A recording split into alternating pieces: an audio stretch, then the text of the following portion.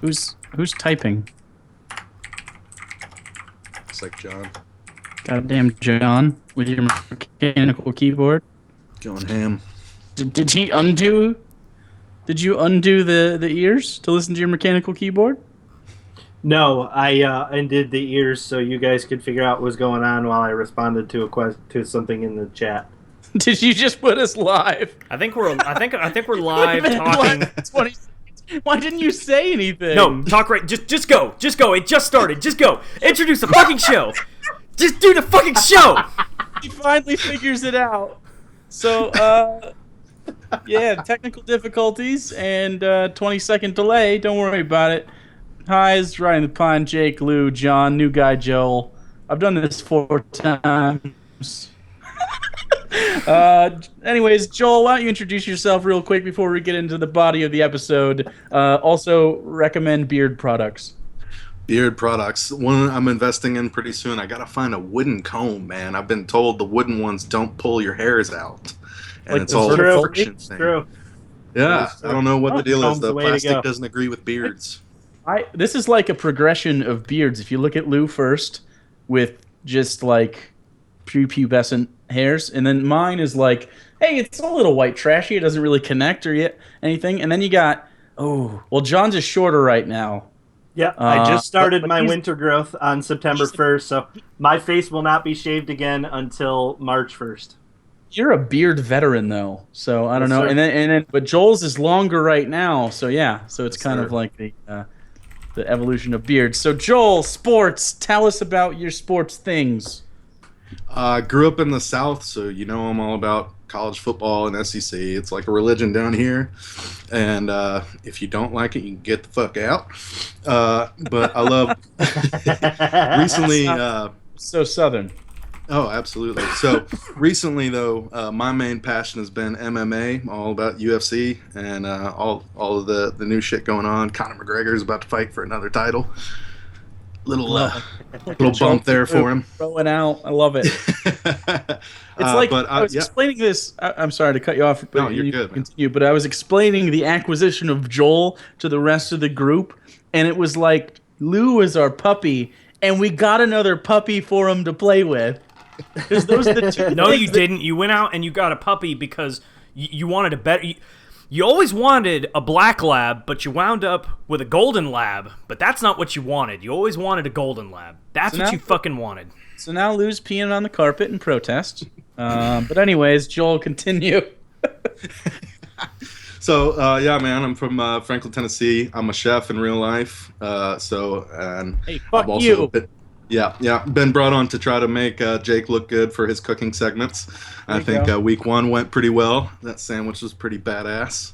Week If you one. haven't seen that, was go week- watch it. That was. Oh, week 1 with me That on the was- show. That's all that matters. Oh, okay. I was like, I did 2 without you, fucker. Yeah, we But, actually fucking recognize the show now separated into AJ and BJ time for Joel joining the show.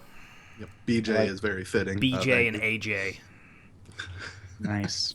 Love it. You're a Titans fan? Yes, unfortunately, most of the time, yeah. Okay, They moved here. stole one from us, so it's still shrugging You're- that off. Also, unfortunately for you. We didn't have a team until they moved here in '99. So I was like Packers and Cowboys and whoever else was good back then. Titans moved here and we were in the Super Bowl the first fucking year. How about that? And we sucked ever since. So You had Jeff Fisher. You Who's have the Texans. ooh, yeah. Yeah. Matt Schaub is. I can't tell. Okay, what's worse, having You're Jeff Fisher also, or unfortunately having for Matt you. Schaub? We didn't have it. Matt Schaub at this point, I think. Yeah, At but least I mean, Matt Schaub is exciting because it's like, is he going to throw a pick this time?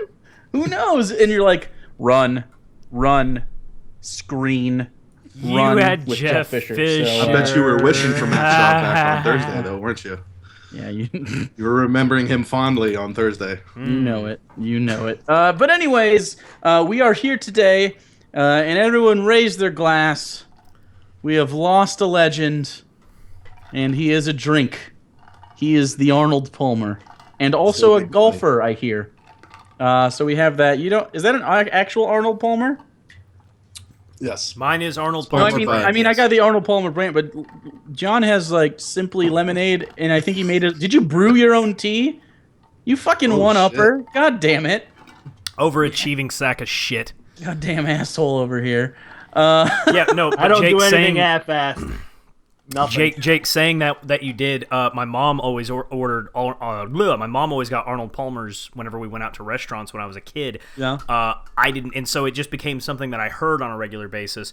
And then when I was 7 or 8 years old, I was watching ESPN and they talked about Arnold Palmer, and of course I turned around like a fucking idiot to my dad, who's a scratch golfer, plays golf 5 times a week. Turn around, Dad, did you know there was a guy named Arnold Palmer who played golf? And he just looks at me and he walks out the door. And I just feel like every kid who the last time they saw their dad when he said, I'm going to the store for milk, and he never came back, I thought that's what was about to happen to me. He didn't do that for another 2 years, though. Don't worry. Damn it, Bobby. We also have, on today's show, because of course we usually do a food, we have deep-fried Twinkies, which are a thing, and they smell really delightful. And, Really? You think they smell good? I think they smell horrific. No.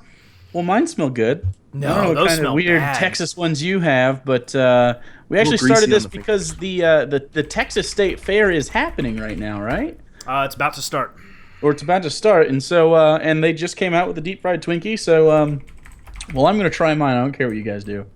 I'm gonna eat all of this, and it's gonna go inside me. That's just a Twinkie. So I went with both. That They just have 2 tastes like different a- varieties. They have the regular ordinary vanilla and the chocolate, so I went with both of them. You spent $9 on frozen Twinkies. I spent $9.46 actually on frozen Twinkies, sir. Good times. So, Good times. That's just a stale Twinkie. Just a stale Twinkie. It's That's a all I good stale had. Twinkie because it's still a Twinkie. Like, so if you like Twinkies, you're gonna. But you know what? I'll tell you this. And Joel and I are both from the South, so we're used to all the.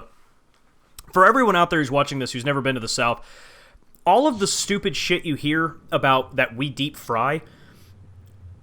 We do everything you've heard and then some. We don't tell you some of the things like Oreos, butter, beer, dildos. We will deep fry. Hold on, anything. wait. Did you say deep fried beer? You've never had deep fried beer? I'm sorry, that It's a sounds thing. like the most perfect thing in the whole world. Yeah, they literally just take a glob of it, they make sure it's about room temperature, and then they throw it in, and it's basically like, imagine the laziest looking, like, donut, or imagine the laziest looking funnel cake ever, because it just turns into like a shitty amorphous blob, and you just eat it, and it's just a big What? fried beer. Yeah. That doesn't make sense to me. You put batter in beer, it's room temperature, you throw Oh, it it's a into the beer fryer. batter. No, it's beer. You put Does it some taste batter like, does into it, like beer. if you pour like a Tecate in there, does it taste like that? Yeah, no, it gets the flavor of whatever beer you're doing. Yeah. That's super weird. You guys are fucked up. But I mean, we'll deep fry anything, but actually Twinkies, and this is going to sound blasphemous, Twinkies are not one of my favorite things to eat, like real deep fried Twinkies, because they're so messy. You bite into it and it pours everywhere. It melts everywhere. Well, you have to eat it like this so that it pours Right. into your No, mouth. I'm with you. Truth be told, this is better than a real deep fried Twinkie Well, because I'm not see- covered in shit right now. I brought the fork. I ended up not needing it, expecting what you're talking about. But usually, like little ice cream, and then usually it's like a raspberry sort of thing going on. Maybe like a not really a compote. No one puts compote on a Twinkie. It's a raspberry syrup you get at Walmart.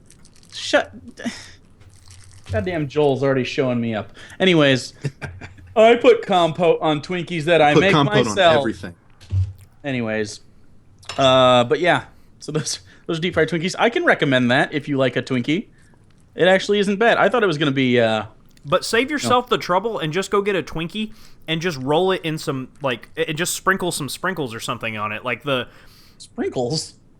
dude, you don't, that, Jesus Christ, your Southern food, junk food game is so not on fleek, man. Sprinkles on Twinkies. They You would put just fall chocolate off. syrup or butter on it, and then you Oh. pour sprinkles on it, or powdered sugar. Wait a second. Oh, yeah, I just assume that you should know that. I just assume. Hold on. You people go buy Twinkies with intention to eat them more than once for a show you do on the internet, and then you melt butter, brush it on, and then put sprinkles on it? Butter? In the words of Paula Deen, butter is everything, you ignorant bitch. I think she actually just drops an N-bomb after that. So I got to point out here, Lion Teasdale in the comments is talking about the fact that I'll just read it.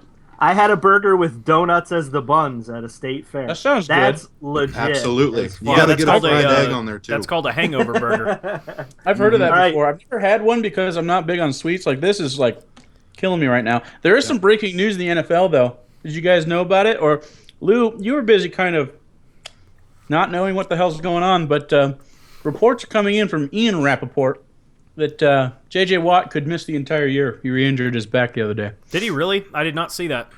That's a big deal. There's no one rioting outside my window right now. Are you sure? It's because it's very religious down there. And, Wow. People they flooded to the churches. All right, well, I've got nothing left to live for. I'll go ahead and close the stream. Bye, guys. This has been fun. All right, wow, okay. I'm I'm gonna- headed to church, too. I'm going to bring it back to the studio for a second. So I did not get Twinkies, or deep fried Twinkies anyway, because I didn't know that they were in the freezer section and I didn't bother to ask. So I'm a fucking idiot, but I got a regular Twinkie. Well, and they're they were just they were only in Walmart because I Well, I looked at was a at- different store. I was at Walmart. Oh, Which is I never really go. fitting if you think about it, that they're No, only available at Walmart. That's But I exactly what did my girlfriend prefer- said. I said, "Can you believe that these deep-fried, frozen stored Twinkies are only at Walmart?" And she goes, "Yes, yes, I believe that. That's exactly where they would be." So what was your point? Just as Twinkies are still good? No. There's Oh. a point to this. You guys just are having trouble letting me get to it. So I bought a regular Twinkie, but I felt bad about the fact that I didn't eat the deep fried Twinkie. So I made sure to get a punishment food. So Oh, I really got myself good this time. You guys ever had zingers? Yeah, Singers. So the They're difference Little That's between Debbie punishment thing, right? food. The difference between a Twinkie and a Zinger is that a Twinkie is lemon cake with cream. A Zinger is so much more. It is vanilla cake with a beautiful thick layer of vanilla frosting and a creamy center. So this is heartbreaking to have to do, gentlemen, and I'm so sorry that I'm putting myself through this. I'm But, sure you are. Mm, Oh no, must be. man, this is rough. I gotta tell you. yeah. Give me a sec. Hold on. Oh. Yeah. All right, I'm good. Let's go. So I haven't been to a Walmart in probably over a decade. And we're on our way, and I mean, where do I begin? When you first pull into the parking lot, I've never seen so many mid-2000s Mustangs and Impalas with a missing hubcap, at least one, double parked all throughout this parking lot. Why do people double park at Walmart specifically? I don't know. And then there's birds. I sent you guys the videos. It was like the movie Birds. They were everywhere because there's a McDonald's in our Walmart, and I take it people are just shoving fries into their fucking mouth, and they just throw the paper down on the ground. There's a Burger King in mine. There's so no birds one, no, there's none of everywhere. that. No. And then we get into the Walmart. We get into glasses the came off. Walmart, and there were panhandlers in the Walmart. There were people So- begging for money in the store.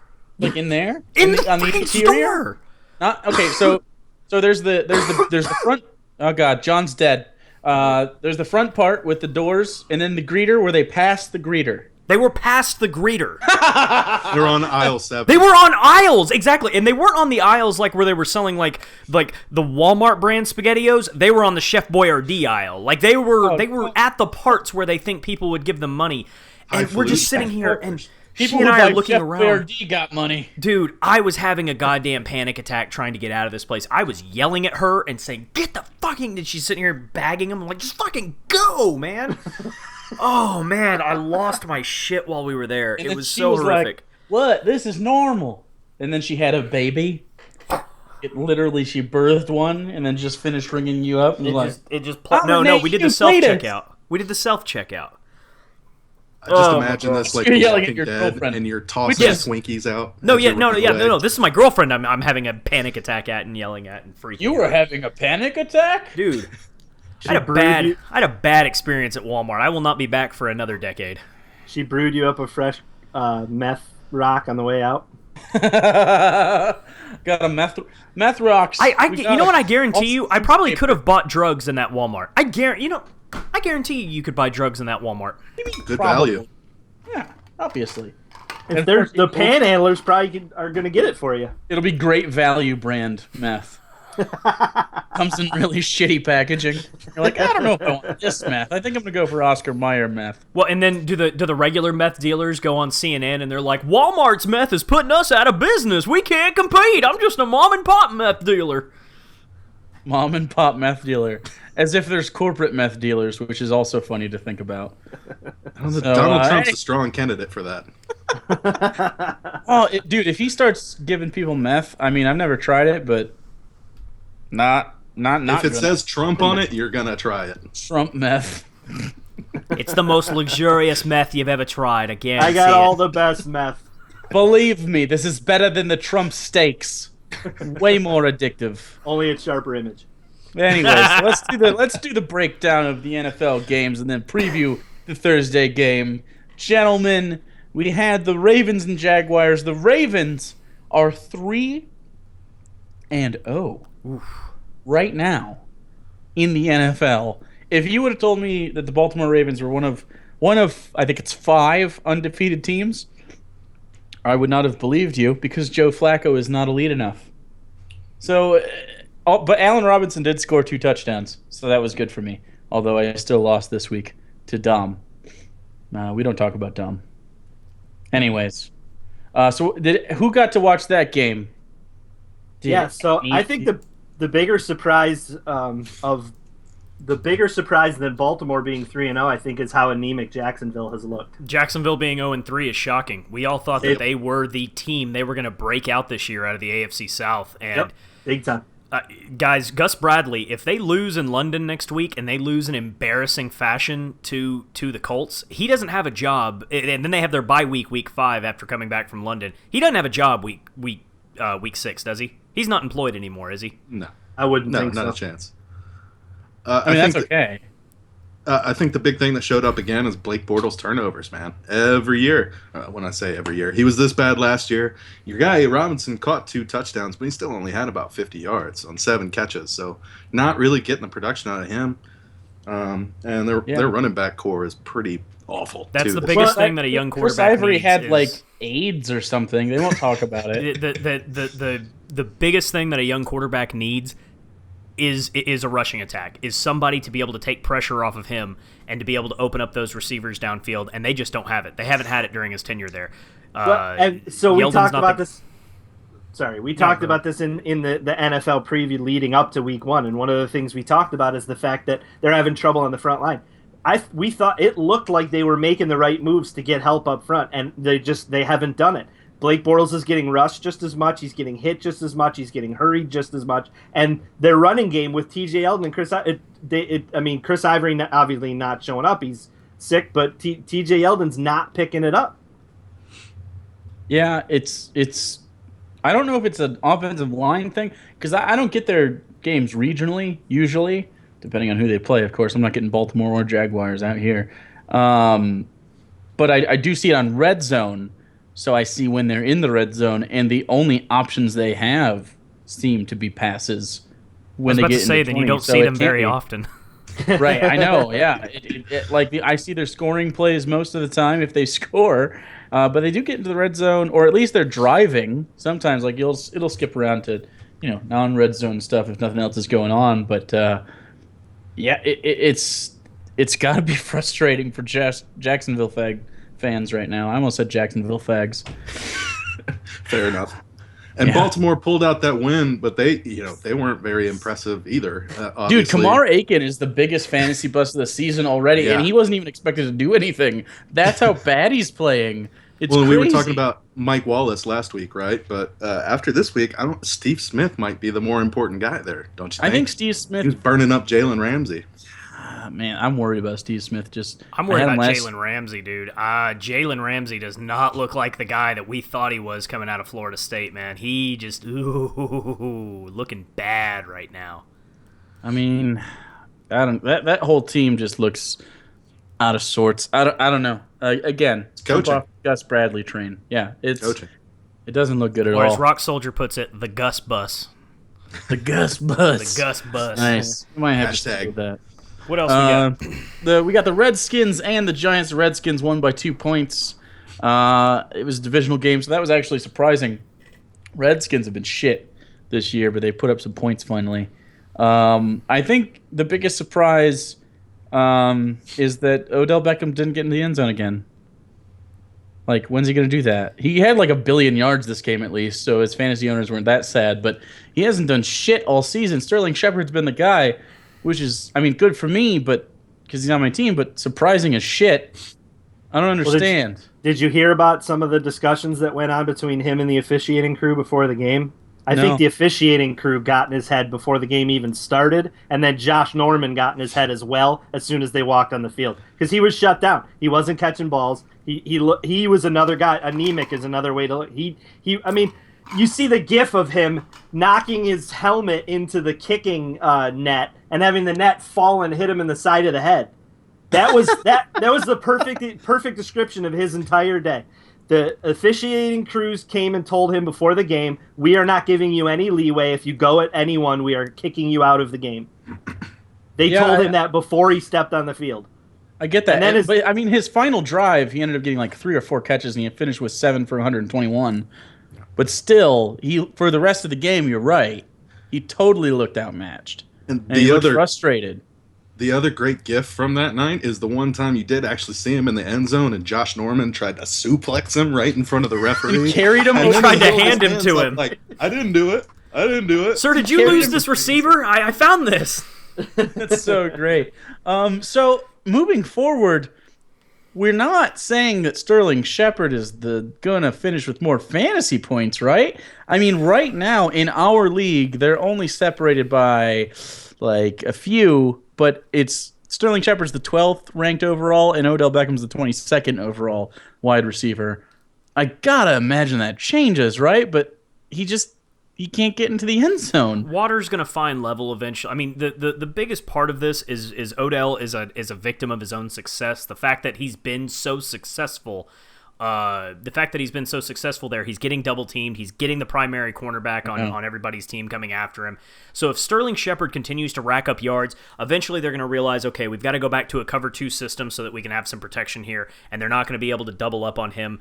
It's Water's going to find its mark there, so he's going to come back. He hasn't lost a step. It's the fact that he's being defended so hard. It's not Odell that has done poorly. It's the fact that defenses are game planning around him. He's entered that class with guys like Julio Jones, excuse me, and Dez Bryant, where people game plan around stopping this weapon. Yeah, I agree with you. And to further that point, ODB had or OBJ. I always say ODB, he's a dead rapper. Odell Beckham had 11 targets and Shepard had 7. The Shepard just got into the end zone. But I guess on the other side of the ball, I'm surprised that they keep throwing to Deshaun Jackson in the red zone. The dude's shorter than I am.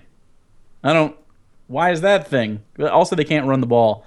Although, I guess this week, Matt Jones had 65 yards, and Chris Thompson had 23. No, didn't help. They still can't run the ball. They're garbage. Matt Jones is according to fantasy the 31st overall running back, meaning he's almost not good enough to be in the NFL as a starting running back, according to fantasy numbers. It's just crazy. I'm surprised the Redskins won this game, if I'm honest. It looked bad. Is Kirk Cousins, is he a guy? Oh, is he the new Joe Flacco? Are we going to talk about if he's elite or not for the next decade? No, not if he's elite. I don't think anyone considers Kirk Cousins elite. His efficiency numbers, I think he's like 7th or 8th in efficiency right now. But he had 2 touchdowns in this game. He had 1 touchdown the week before, and he didn't have any interceptions this week. He's been improving each week, it looks like, and he almost threw for his 3rd straight 300-yard game. But he's not getting in the end zone. The red zone game is very bad. They're not using Jordan Reed as much in the red zone as they did last year, which I think is interesting. Also, Jamison Crowder is getting targets. But again, they keep throwing to Deshaun Jackson. Although Matt Jones was more effective last year, I think we'll all agree. And I think that might be the root of their problems. I don't think it's Kirk Cousins. Yeah, I think obviously Jordan Reed's their best weapon, and I think every other team knows that as well. So they're definitely game planning around that guy, rolling the coverage over. I mean, Deshaun Jackson's great from 20 to 20 because he's great on those deep fly routes where he can just run past somebody, Mike Wallace style. But once you get into the red zone, there's nowhere for him to run to. He's way too short to jump over guys. Yeah, I agree with you. I agree. I guess moving on to the Lions-Packers, unless anyone else has something to say. Did I cut someone off? Yeah, it's all right. I left 21 points on the bench with Deshaun Jackson this week, and that was a bummer. But I do want to say that Kirk Cousins is a difference maker on that team, and I think that with him on the team, they are a playoff contender. They're a division contender every year now with him. I think he improves them at quarterback enough. Yeah. Yeah. We'll talk about Carson Wentz in a minute. I would have agreed with you at the beginning of the year, but since we've seen Carson play as well as he has, I don't know about that. But Jake, move on to the Packers and Lions. Okay. Now, Jake, do it. I'm sorry. Packers Lions. The Lions lost to the Packers in Lambeau. That was an expected loss. The Packers looked good in the first half and like trash in the second, and almost ended up trying to lose the game for themselves. Rodgers had ridiculous numbers. It was super weird. He has 4 touchdowns, but the guy didn't get. He had 205 yards, and that was like he didn't even throw 30 passes, right? It was super weird. And then like they didn't run the ball a ton either. But I guess there was a lot of penalties. Eddie Lacy ended up with 100 yards at the end of the game, but like into the fourth quarter, it was like 60 something. So it wasn't like they were and they didn't score much in the second half. I think they scored 1 touchdown. But man, that was crazy. Again, Matthew Stafford outplayed his opponent and lost. So that just keeps rolling for the Stafford guy. But man, did I tell you he would be good this year? And he's still good.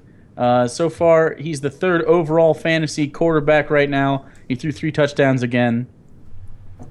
I'm sorry, Matthew. I can't help you, buddy. Maybe if you grow your beard more. I think losing Abdullah really hurt that team, though.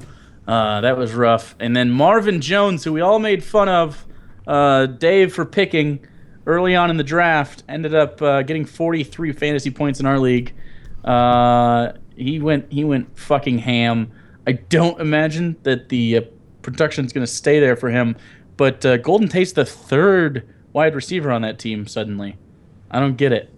It's super weird. So I have no idea moving forward what's going on here. Also, the return of Jordy Nelson officially. Anybody I think else? that was the big one. The Rodgers to Jordy Nelson connection looked like it's kind of on the way back. They're finally starting to look like they were a couple years ago. And Rodgers doesn't have the weapons he's had over the last couple of years. Everybody thought Jared Cook was just going to come in and light the world on fire. Did they watch the Rams games? Or did you watch his? I mean, he was terrible with the Titans for years, so I could have told him that. So yeah, that just hasn't panned out. Eddie Lacy's been solid, but he's not a game breaker. So I'm surprised you get 100 yards, but I guess it's Detroit and in Lambeau, which we talked about on the fantasy preview show. This turns into a barn burner like every time. It was another really good game, at least in the second half when they started coming back. Man, fucking Packers every time. Every time. It just doesn't happen. Anyways, I'm gonna let John lament a little bit more over making it close with the Cleveland Browns. At least you won the game. John, please talk to me about the Miami hosting Cleveland game. They won 30-24 in overtime, but it was overtime to Cleveland with a rookie quarterback. So Miami is not even remotely the team that I thought that they were going to look like. It is such an amazingly frustrating situation when what I'm expecting to see in a game like this is that Miami is going to be able to show us what their game plan actually looks like. Mm-hmm. And they didn't do that once again against a team that they should have walked through and over. And I mean, I'm at such a loss for words because they just looked terrible. And I keep, like, I don't. I've gotten stuck on a word again this week, and the word is anemic, and I'm not sure why I'm stuck on it, but I think that's been the play of quarterbacks this week. Everybody, it almost looked like everybody just got over the flu. Yeah. Yeah, I hear you. Well, week 3 was weird for fantasy anyways. A lot of weird shit happened. Like the next game we're going to talk about, the Vikings defense, best defense over the weekend against the Panthers.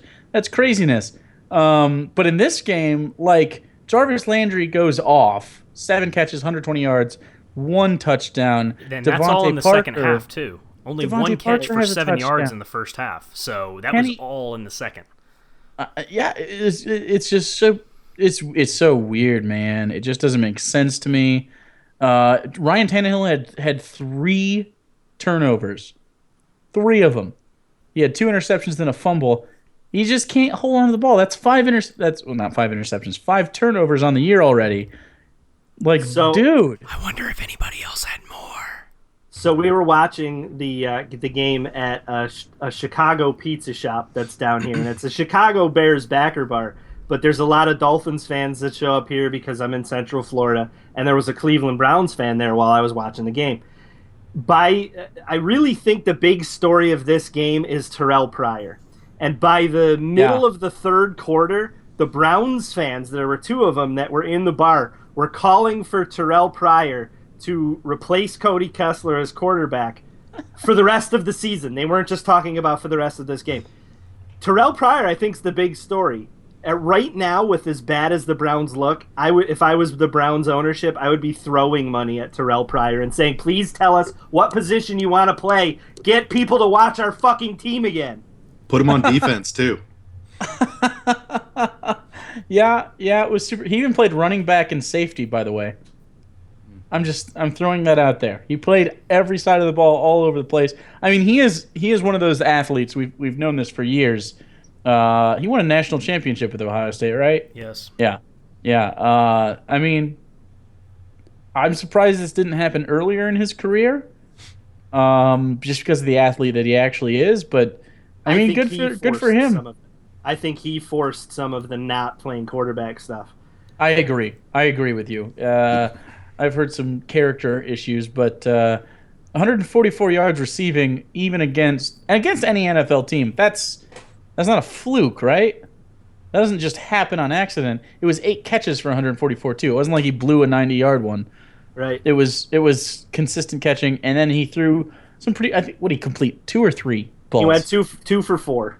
2 for 4 for I think 35 yards, but they were good-looking passes. They were passes that were on the move. The offense looked the best when the 4 times he was behind center. They looked the fastest. They clicked the best. They looked like he was a player. They were believing in what he was trying to do to push forward. Cody Kessler just looked like he was running through the mud a lot of the time.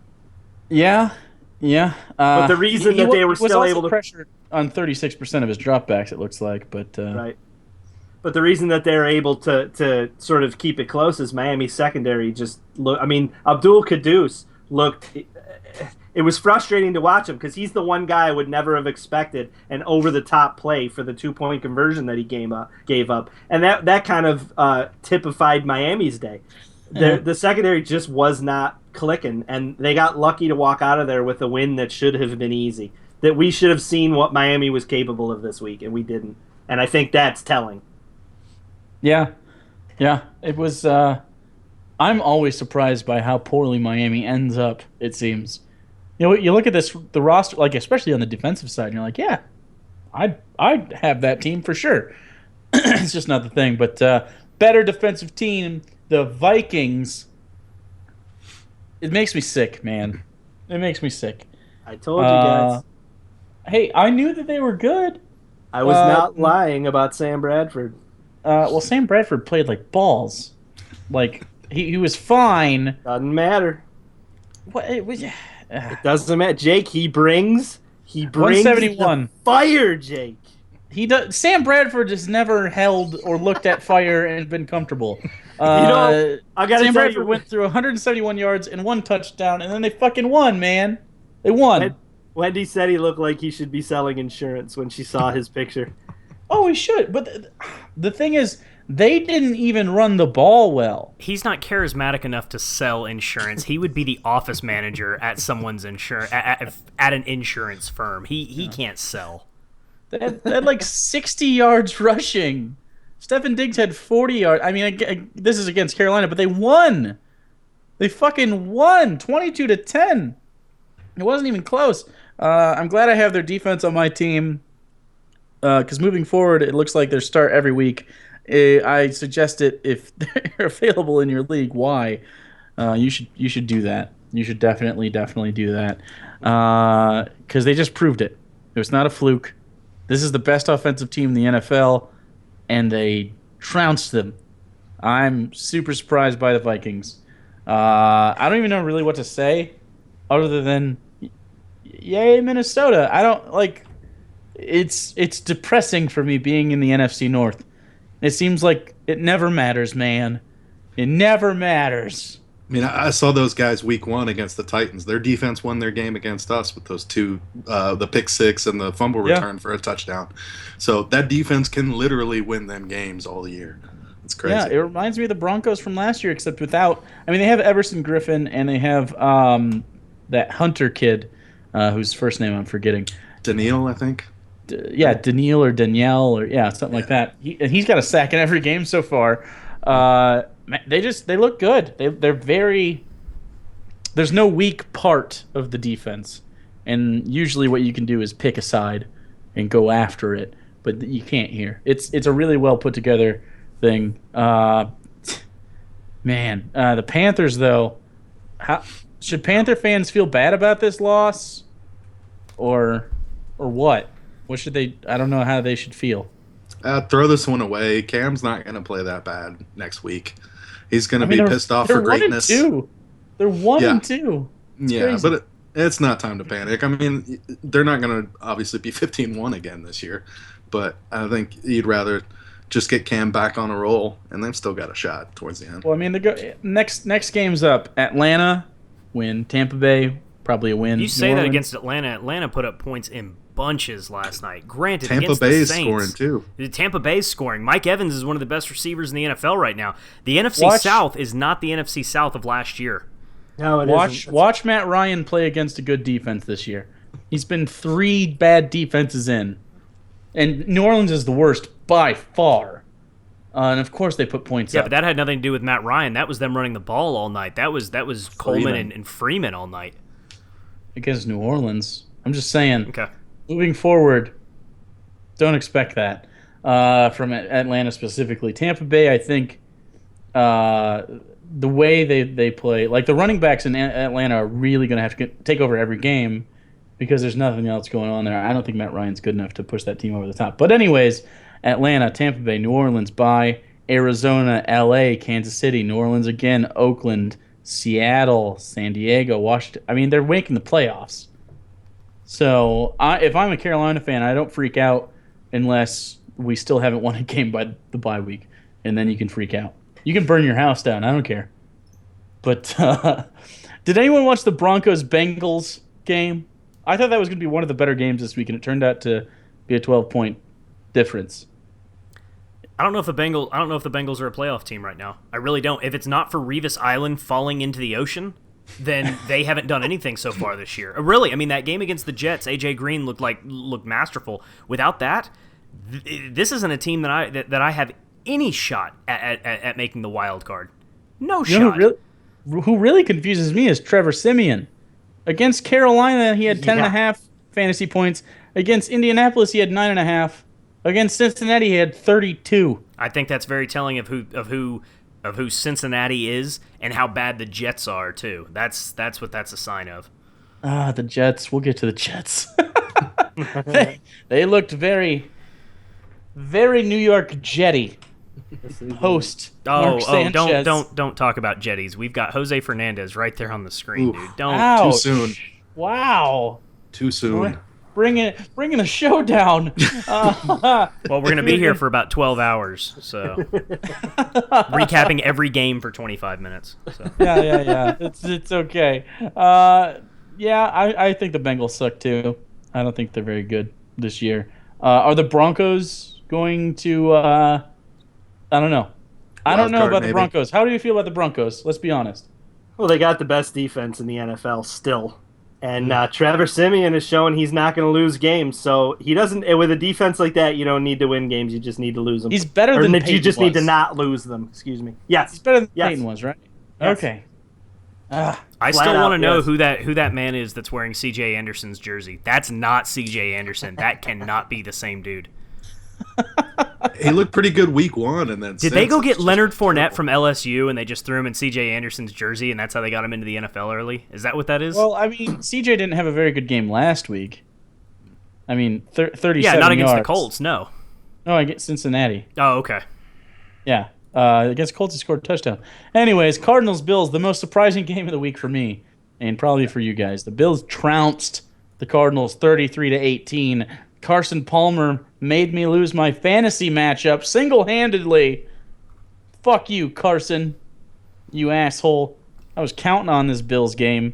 And apparently, Rex Ryan saying that we just hope he has an off day was some gamesmanship. Because he had an off day. Is he a witch? Is Rex Ryan a witch? Satan gives everybody one. He got Oh, okay. his. Everybody gets one. Well, Carson, I believe, is a very devout man, and he should have been like, "Not today, Satan!" and then thrown 5 touchdowns and let me beat Dom. God damn it. Wait. You know what this game really showed for me, though, is how poorly Tyrod Taylor played. For everybody out there who has him on their fantasy team, and I do have him on mine, full disclosure. I think what this game showed is how poorly he can play. His ceiling has definitely come down from where expectations were this year, but I think that his basement has risen a little bit because we know that no matter how poorly he plays through the air, he's still going to be able to pick up those 50 yards a game worth of rushing. He's still going to get those rushing attempts. He's still going to go out there and be able to make things happen with his leg, which is where the touchdown came from this week and which is what, salvaged his entire week. So his floor has risen for me, but his ceiling just continues to come down. I don't like Tyrod Taylor.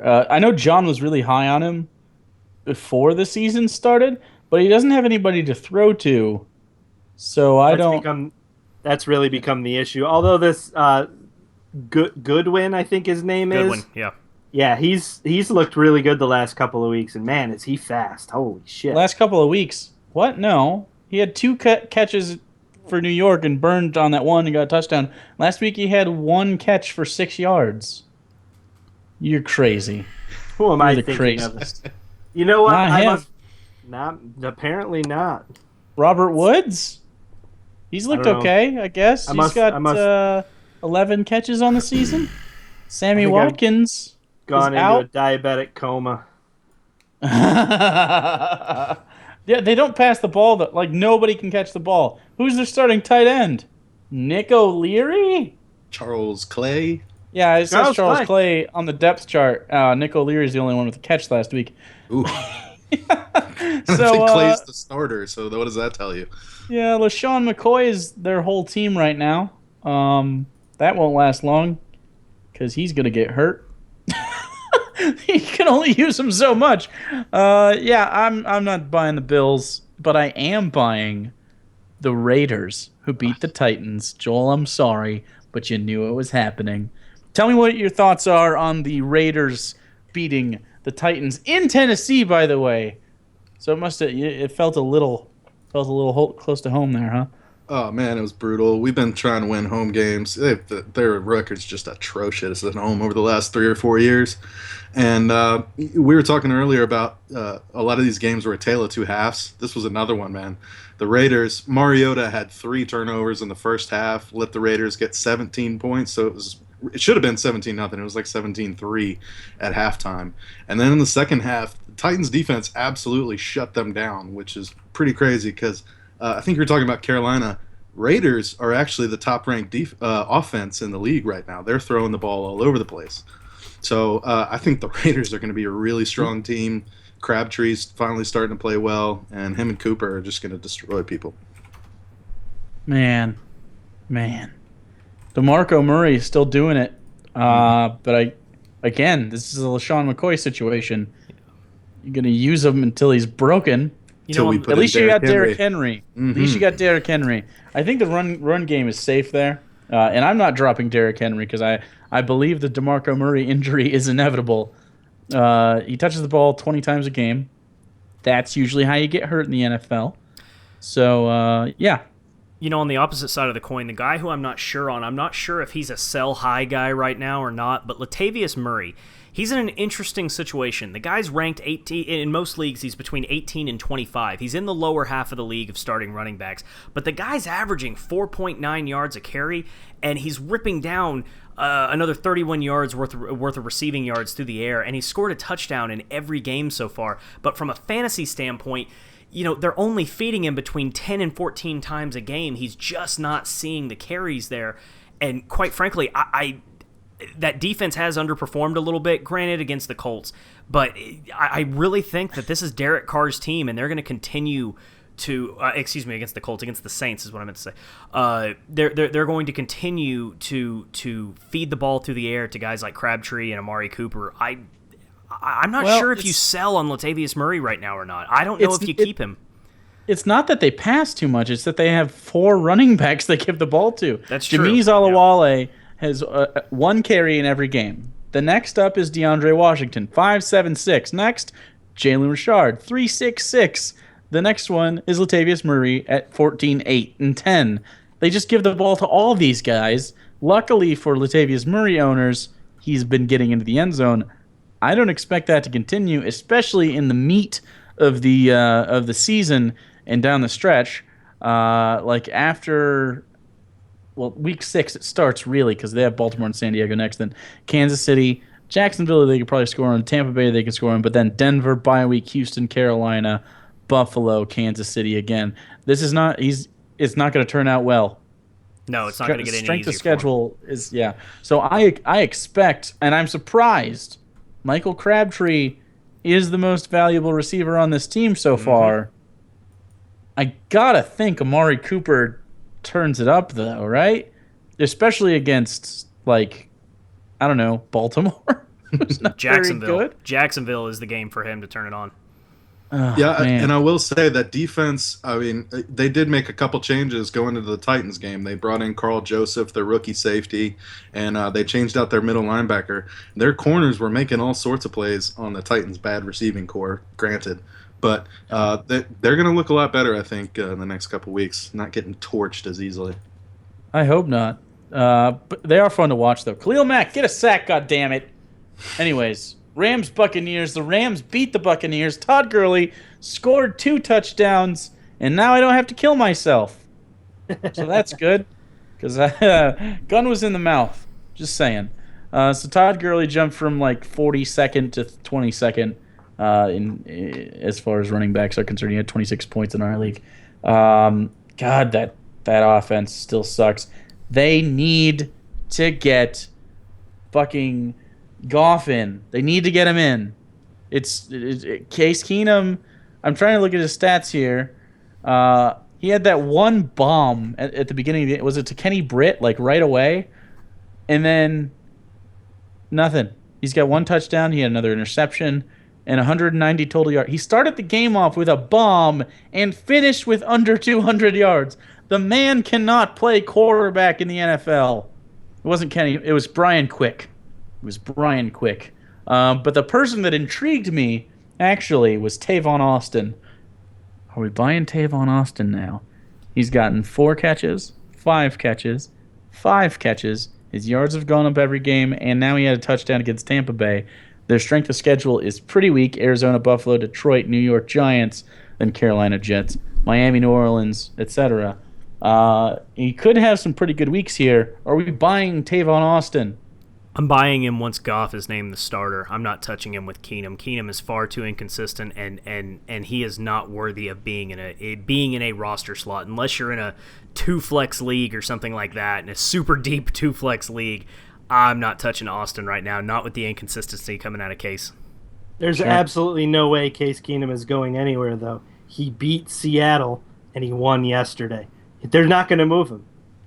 And speaking as somebody who knows Jeff Fisher really well, he's going to make this quarterback situation really awkward before he makes a serious move. Like mustache awkward? Like his mustache awkward? Yes, like Leonard Skinner T-shirt in the center of a NASCAR rally. Awkward. And you brought your 2 black friends along with you.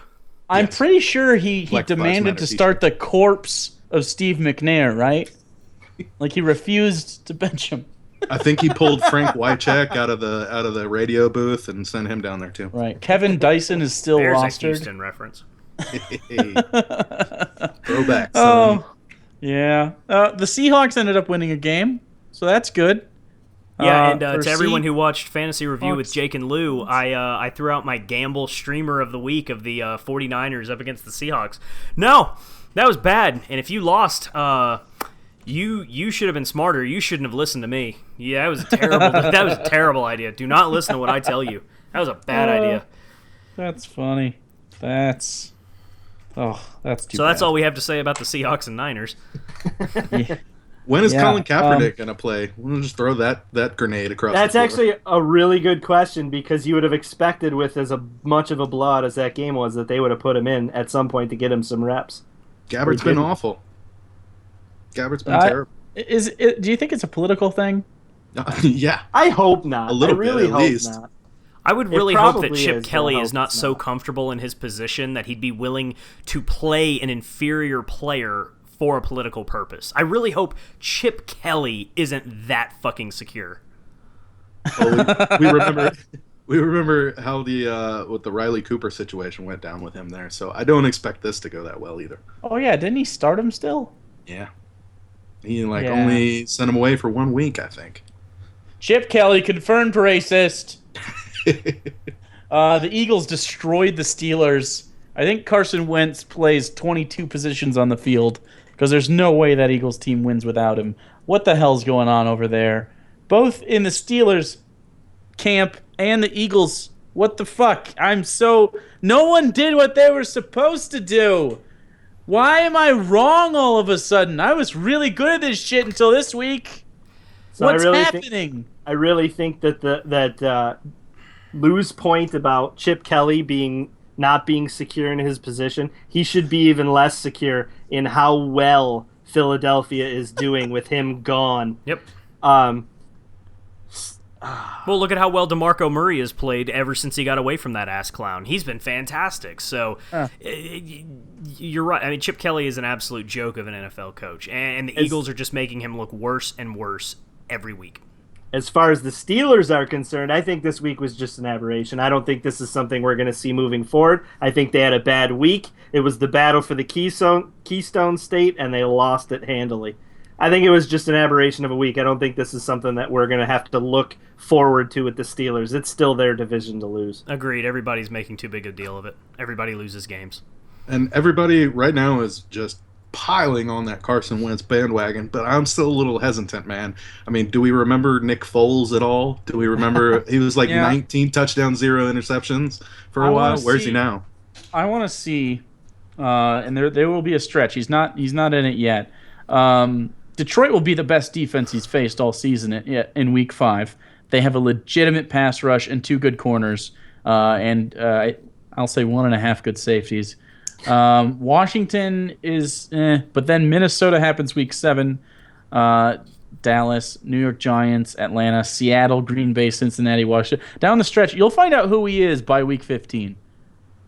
If he's still good, Week 15, that's who he is. He's just good, and you can jump on the train and stay there by your Eagles jerseys and buy season tickets and pick up a fake accent and I don't know, get drunk and get bar fights during games or something. I don't know what Philly fans do. Anyways, Jets and Chiefs. The Chiefs destroyed the Jets. This is my favorite game of the week. It was just nasty. It was, excellent performance by Ryan Fitzpatrick. He rivaled the excellence of the 0-16 Lions as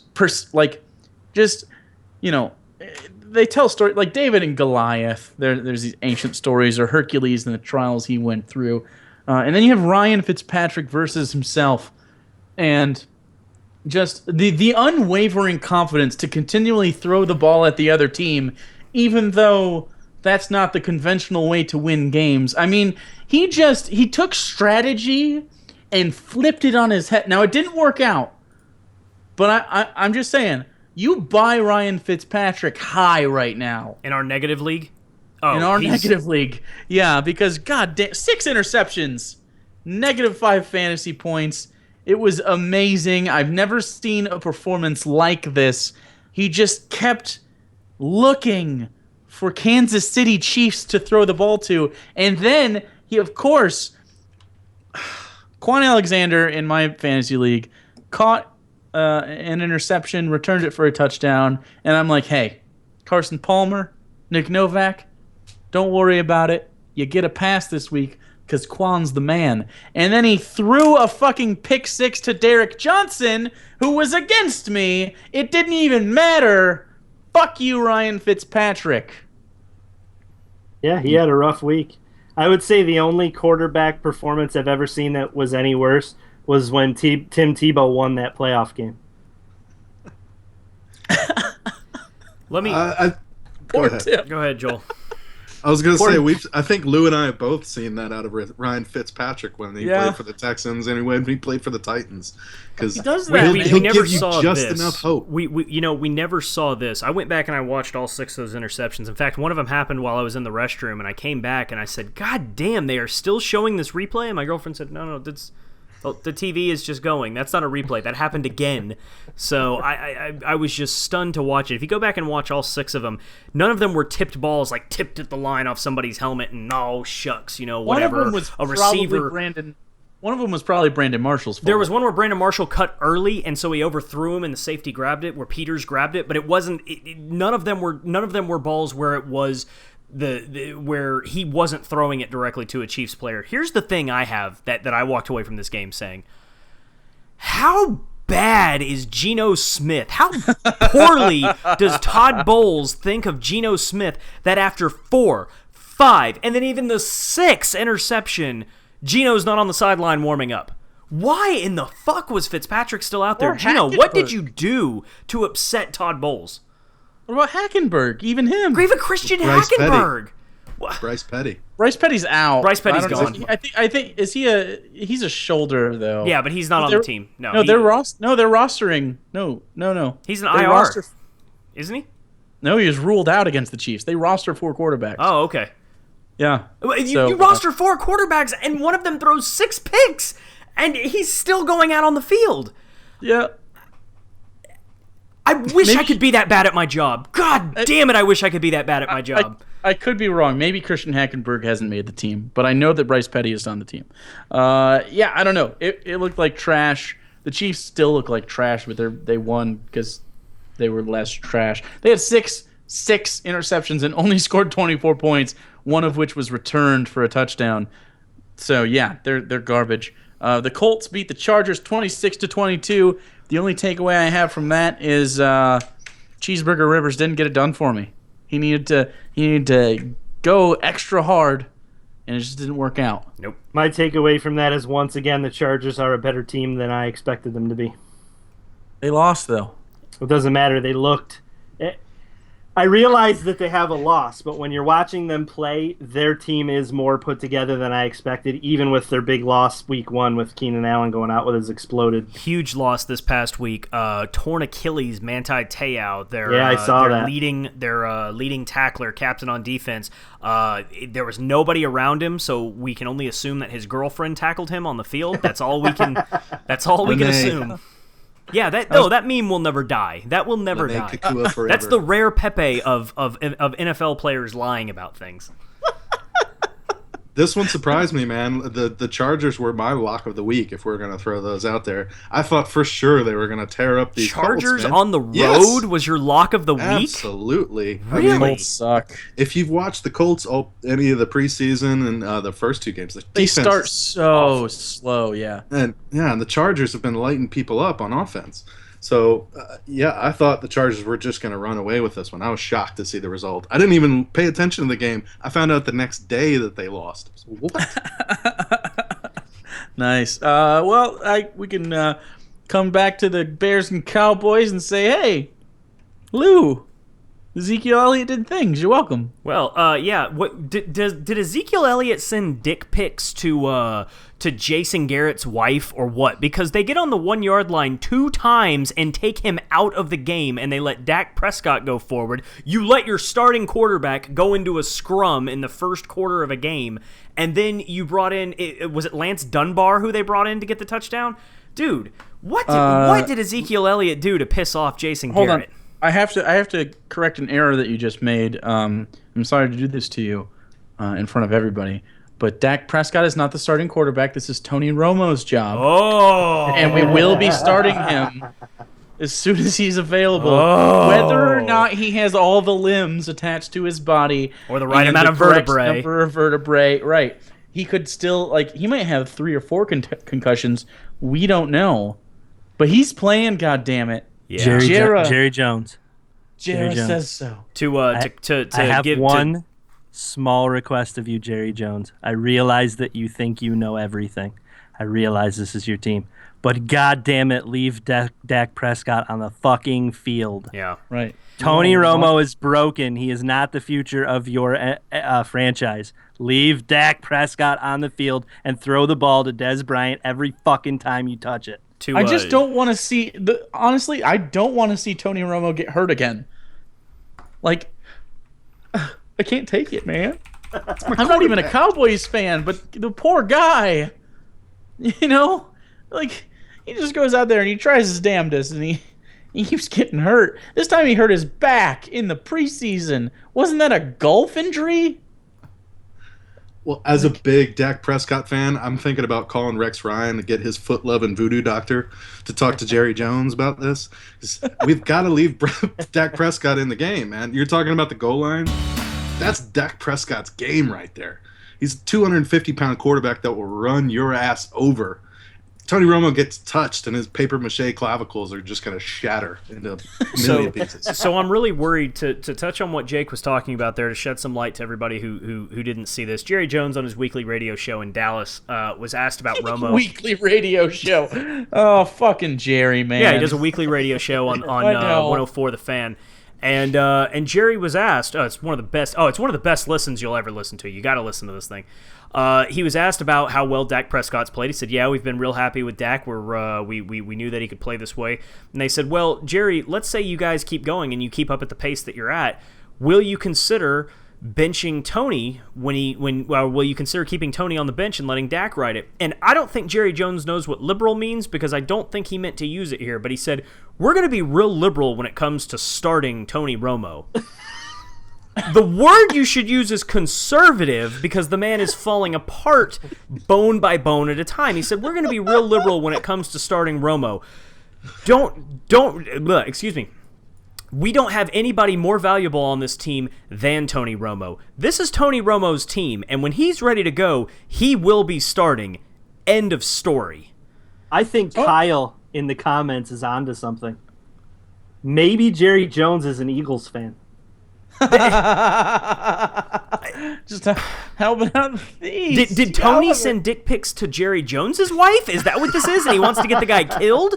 Well, I don't understand. And I mean, even the host even says it. He says, "All right, Jerry, we're 8-0 when he comes back, because our bye week is in the 9th week. We're 8-0 going into week 10. Tony's ready to play, but Dak's been leading the way. Still hasn't thrown an interception then. This is Tony Romo's team. End of story."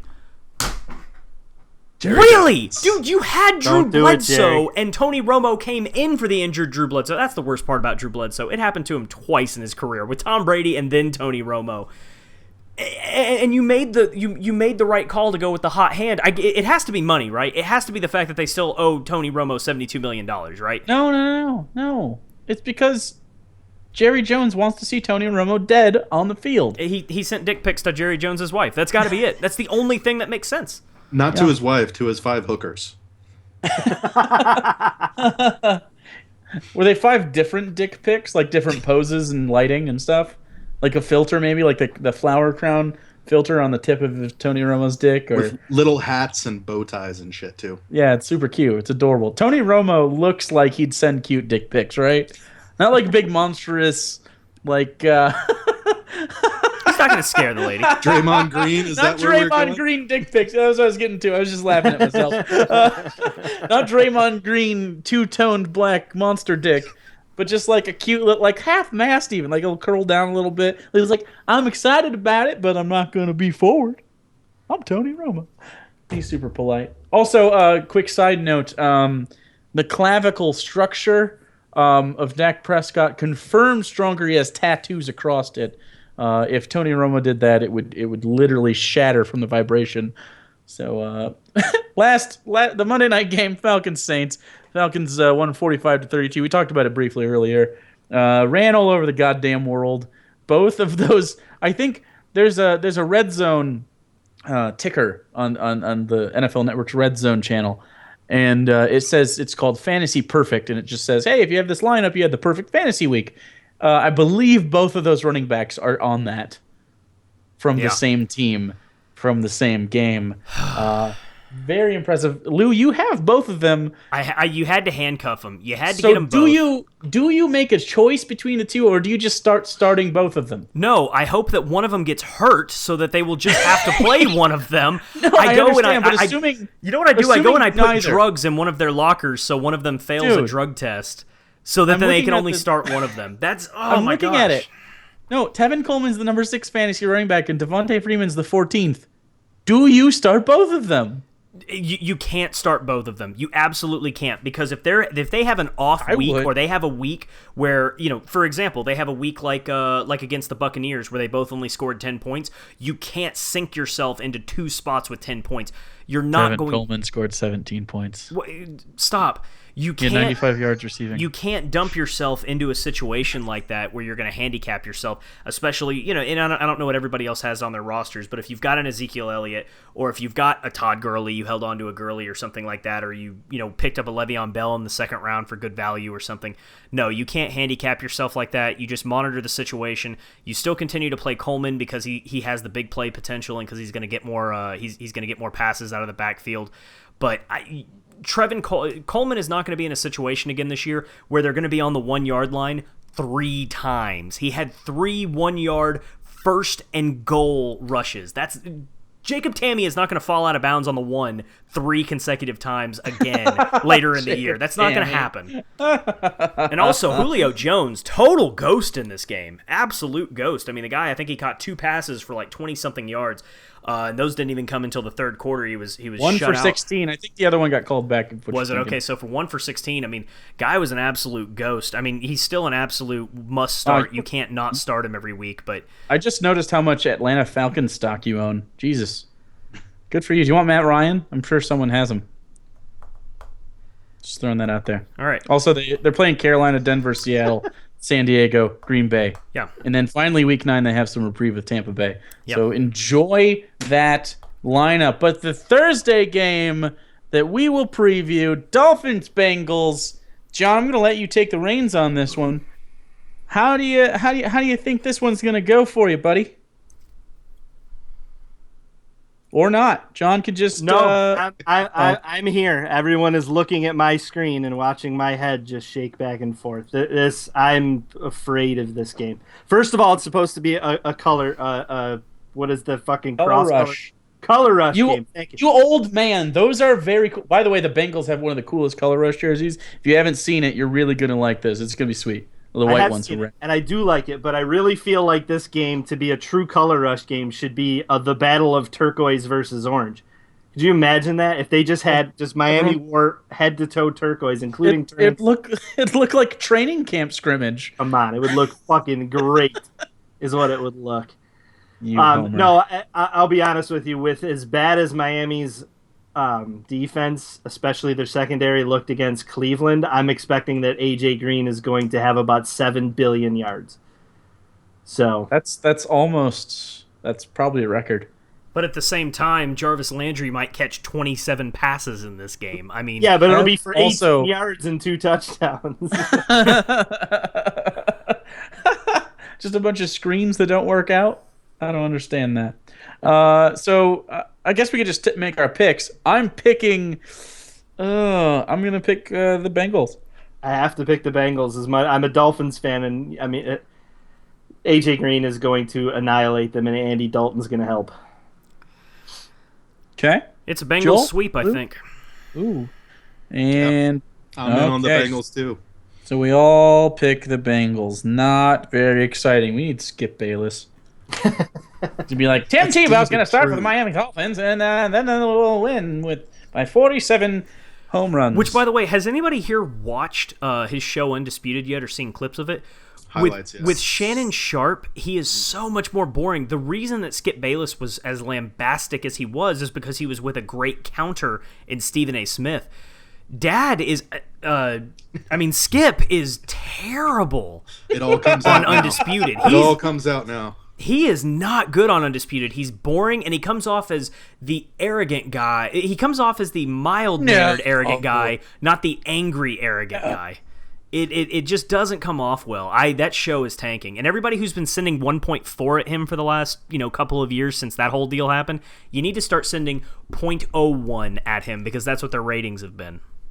Oh, shit. Yeah, they've been getting killed. Stephen A. Smith is the best gas bag on television. I mean, that guy can fill an hour like nobody else in the game. And, especially, I don't know if y'all caught when he was talking about the 30 for 30, I believe it was, about OJ. He said he would beat Johnny Cochran with that evidence. He's often said that. What a gas bag of the year. All right. We're winding down. We're going to do two things. First thing we're going to do is our Stone Cold Locks of the Week, but not of the century because that would be copyright infringement. And then we're going to talk a little Jose Fernandez and make you all sad. So first thing, looking at the schedule ahead, what is your lock of the week? And you can't pick the Thursday game because we already did that. That's not fun. My lock of the week is the Patriots, still without Tom Brady, still with maybe Jacoby Brissett. Even if Julian Edelman starts that game, they win by 2 touchdowns. I'm saying Pats over Bills by 2 touchdowns. Wow. They're at home. It's fine. And they have trounced literally everybody so far this season. Joel, go ahead. You're next. All right. My lock is going to be Oakland over Baltimore. I'm on the Oakland train, man. Derek Carr is the real deal, man. We're going to have elite conversations about that guy pretty soon. Way better than his brother. He's our Flacco now. I think he's a little bit better than Flacco. Do you have a score? Yeah, I'm going to get them 27-17, Oakland. Like that. Okay, John, you're up. Falcons beat the Panthers 24-17. Whoa! I think you just visited Crazy Town. John has a huge IOU from the Bank of Crazy in Lewtown right now. He has made some ridiculous predictions, and they've come true so far this year. So I'm not going to say John until John says something that's wrong. I'm not going to say what he's saying is stupid. Okay, I'm trying to see where that game is being played. That's in Atlanta. It's in Atlanta. Oh. Yes. It's in Atlanta. Good. I've got to say, the only game that I see on here that I think is a definitive lock that I don't think there's any chance at, for me, it's got to be Seahawks traveling to the Jets. I mean, the nano bubbles have worked. Russell Wilson is back. He's playing right. Kristen Michael, Texas A&M Kristen Michael, might actually be a legitimate running back there in Seattle. Again, a legitimate running back that I dropped because I needed a defensive tackle for a week. Idiot. I dropped him too. Yeah, he's been passed around. The Jets defense, I mean, they do not look good right now.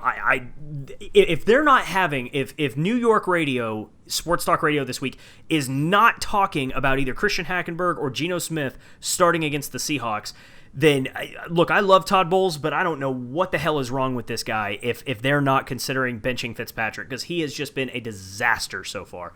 I'd give him the first 3 series on that. What's your score? Oh, I mean, I don't want to sound stupid here, but I mean, really, I'm looking 38-10. I think they're going to murder them. 38-10. On the road. Holy shit. So, Jake, while you're... They're 6.5-point favorites on the road from Bovada right now. That's huge. That Jets defense, though, man. Besides, I'm having so much trouble believing in Seattle. After winning to Miami and losing to LA, I cannot believe in this team right now. And winning. I love you. That's fucking hilarious. Keep going. I'm sorry. It was very funny. No, that's okay. I can't believe in them yet. Russell Wilson, I don't give. You know what? Fuck your nanobubbles, Russell Wilson. Your fucking ankles should be in 4 pieces after getting rolled on like that. I think it was the double tap of what's his name leg hitting you that knocked your ankle back into place. Fuck you, Russell Wilson. Fucking anyway. All right, so that almost sounded like real anger for a second. Sorry. Almost. I have real anger for Russell isn't? Wilson. But why would you waste your time with fake anger on him when it's so naturally, easily real? On a tee for you right there. We're gonna close the show. Bittersweet note. Jose Fernandez, one of the best young pitchers in baseball, died recently 2 days ago. And he was a pitcher for the Miami Marlins. Young guy, 24, right? Died in a boating accident off the coast of Miami. Big tragedy. And then Miami had a game yesterday, and I think something cool happened in that game. So they had their moment of silence. Actually, the pitcher that night, whose name I don't remember, he didn't take the mound during that silent ceremony because he said that it was Fernandez's mound until he got there. Which I thought was kind of a cool gesture. Baseball's very gestury in general. And Fernandez so was scheduled to start last night too. Right, exactly. So and he had invited like a number of his teammates to that boating event that he ended up going to and dying. That could have been a horrible catastrophe. I mean, an even more horrible catastrophe for baseball. Exactly. I mean, him and 2 of his friends died on that boat, I believe. Correct. And in fact, it's come out that one of the friends texted one of his other friends, a friend of a friend, saying, "Hey, I'm going out with Jose out on the boat." And his friend said, "Dude, it's 11 o'clock at night. What are you doing? What are you doing? Come on, come home." And he said, "No, man, we'll only be out for a little while." He said, "Well, call me, let me know that you're all right. Stay out there. Make sure you guys are safe. Stay close to the shore. A little too close, actually. They ended up hitting a jetty." And leave your iPhone tracker on, your Track My iPhone or whatever that app is called. Leave that on, just in case. He said, yeah, we will, but we'll be fine, man. And of course, guys end up passing away. If you guys haven't heard it, we won't go through the whole thing. I mean, Jose Fernandez his story is just insane. His story is really just incredible. How he tried to defect from Cuba 4 times, and then finally he defected. And while they were in the the middle of the night, and they were on this crappy little boat coming from Cuba, someone fell overboard. His Didn't mom. know who it was. He was 15 years old. No. He just jumps in the water to save this person, gets him up on the boat, and realizes, holy shit, I just saved my mom's life when nobody else jumped in, and I didn't even know it was my mom. An incredible story that this guy has gone through.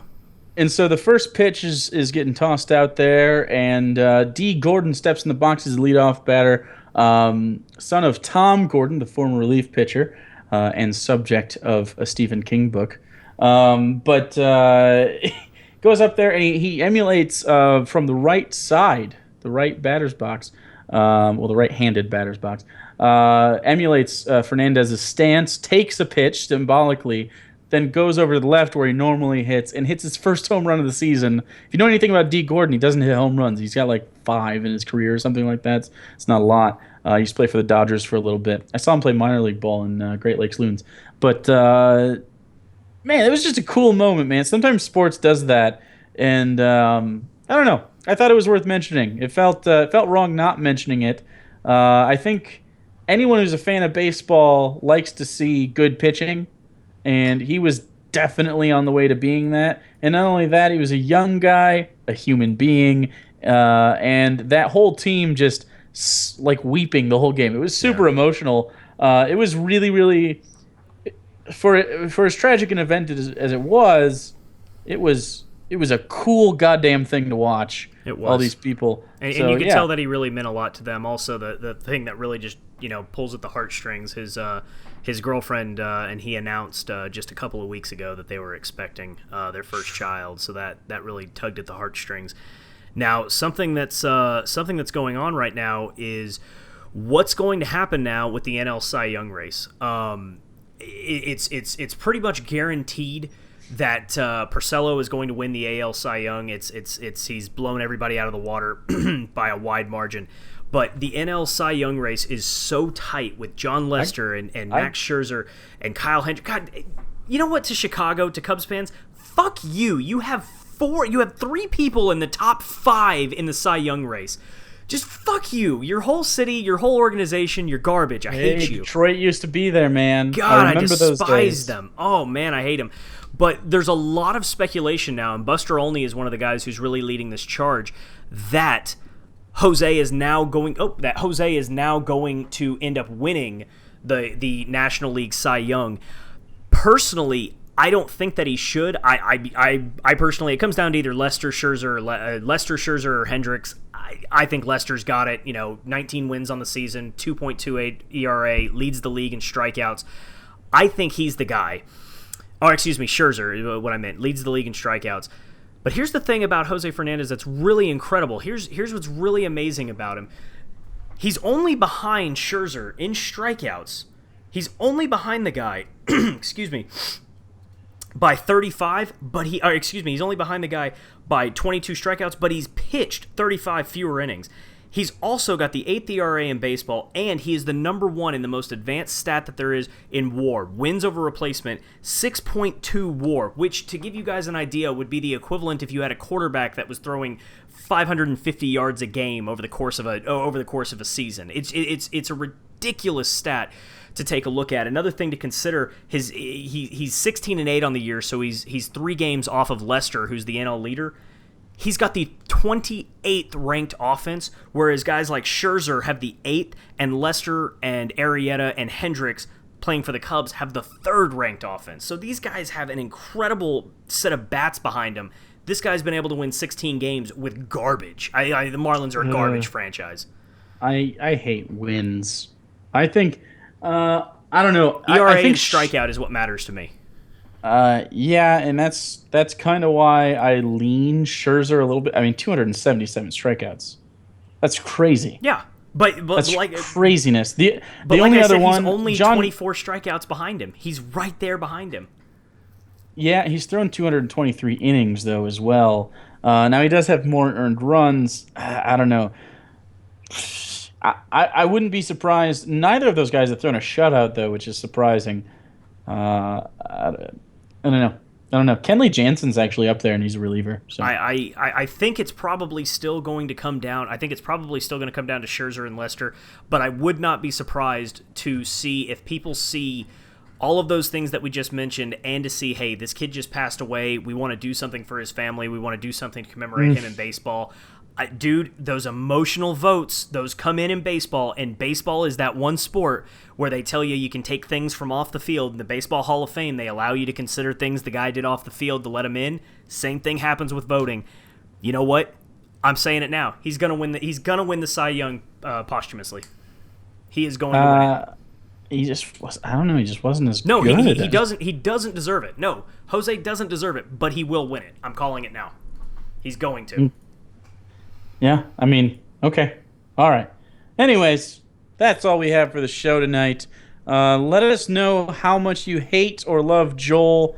He'll do whatever you guys ask for his anything. I guess for your adoration, Anything. really.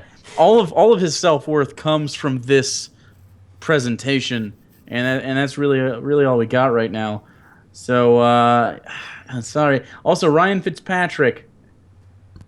Sorry, buddy. You got to shave the beard. It's over. Ugh. You got to shave it. Got to shave 6 it. picks, you got to shave it after that. You can grow it back if you start playing well, but you got to shave. Anyways, so for Joel, Lou, John, and myself, this has been RTP Live, and we are signing off. Now Lou's got to do the thing.